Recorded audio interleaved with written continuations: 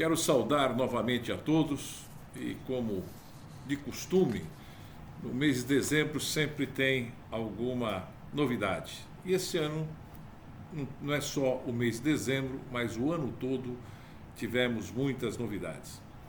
Sobretudo em relação à oferta do ensino remoto.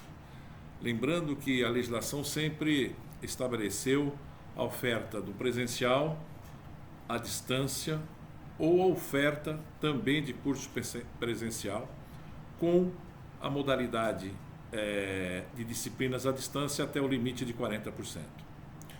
Aguardava-se já há muito tempo que se fosse homologado o parecer do Conselho Nacional de Educação, que estabeleceu as diretrizes para a oferta de cursos em 2021. Entretanto, o parecer não foi homologado. Curiosamente, até, a Lei 14.040, no seu artigo 1º, estabeleceu que cabe ao Conselho Nacional de Educação estabelecer as diretrizes para a retomada das aulas. E o Conselho Nacional fez exatamente isso que determina a lei. Então, sobre o aspecto das diretrizes, o que o Conselho fez é observar exatamente o que estava na lei. Talvez pelo fato de transformar o parecer e depois propor uma resolução, ficou na esperança ou na dúvida se o Ministério da Educação iria ou não homologar. Se olhar do aspecto do que estabelece a lei, as diretrizes elas estão válidas. Mas que não se tem, para que se não tenha insegurança em relação ao que fará a instituição no ano de 2021, sob o aspecto dos prazos e sobre o aspecto das formalidades, é bom que as instituições assim cumpram exatamente agora nos termos do que estabelece a portaria 1038, que teve alteração, que alterou a portaria 1030. Vamos ver então quais foram as grandes mudanças em relação a isso. A primeira mudança é que as aulas estavam já para ser retomadas, as aulas presenciais, para o mês de janeiro desse ano, do ano que vem, desculpa. Entretanto, agora a portaria altera a data e coloca a partir de 1º de março de 2021. Entretanto, ela cria condições excepcionais a fim de que a instituição possa continuar dando remoto por condições, sobretudo em relação à pandemia, se persistir, se as autoridades sanitárias não permitirem que se tenha atividade presencial na instituição, ou por algum motivo que venha, por exemplo, uma epidemia misturado com a pandemia dentro de uma instituição em que alunos e professores venham adquirir ser contagiado pelo vírus e que a escola tem que fazer a suspensão dessas atividades. Portanto, a excepcionalidade está mantida em relação ao retorno e também a possibilidade da instituição manter o ensino remoto para o ano que vem. Entretanto, tem algumas regras que são importantes serem colocadas.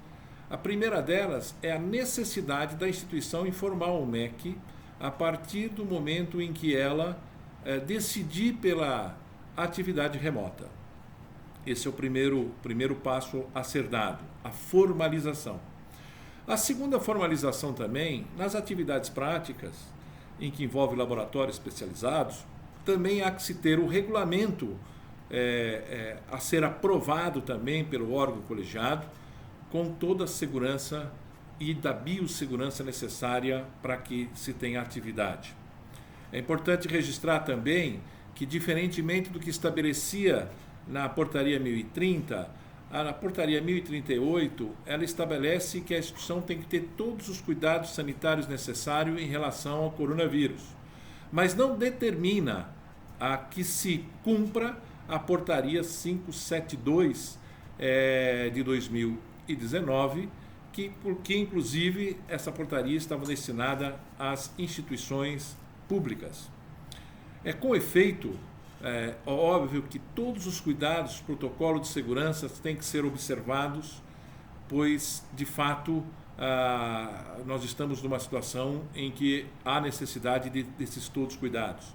O protocolo tem que ser amplamente divulgado, os alunos têm que ter total conhecimento sobre isso, assim como os auxiliares de administração, seus professores e toda a atividade que estiver envolvida com a instituição de ensino, como, na verdade, assim já tem sido feito pelas instituições. De fato, o que se observa é que as entidades representativas, elas contribuíram muito com essa condição, pois criaram diretrizes e protocolos para que as instituições pudessem observar e cumprir. Outra mudança também importante é em relação ao calendário de autorização, que foi estendido até 28 de fevereiro de 2021. Então, resumindo, alguns aspectos que são importantes. Primeiro, comunicar ao Ministério da Educação a respeito se vai optar ou não pelo remoto. A segunda recomendação é autorizar, através dos seus colegiados, os regulamentos de laboratórios com toda a segurança de retomada e de biossegurança. Importante também, como recomendação, que as instituições também aprovem essas alterações do ponto de vista dos seus PPCs ou, eventualmente, de encadeamento das suas disciplinas e tornem público essas modificações e essas alterações. É importante por quê? Porque isso está dentro da autonomia da instituição. A autonomia do artigo 207 da Constituição, como também, como assim estabelece a LDB nos seus artigos 12, inciso 1º, e 13, também inciso 1º.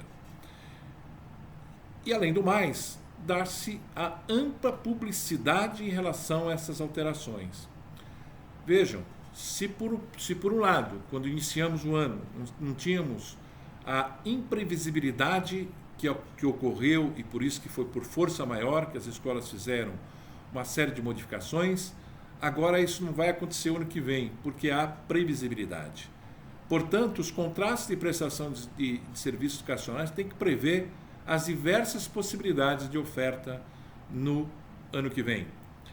Assim como o presencial, nas atividades principalmente de natureza prática, o remoto e também o IAD, que não se confunde com o remoto, e mais ainda, o presencial, que utiliza até os 40% de disciplinas de IAD, que inclusive também deve ser comunicada ao Ministério da Educação.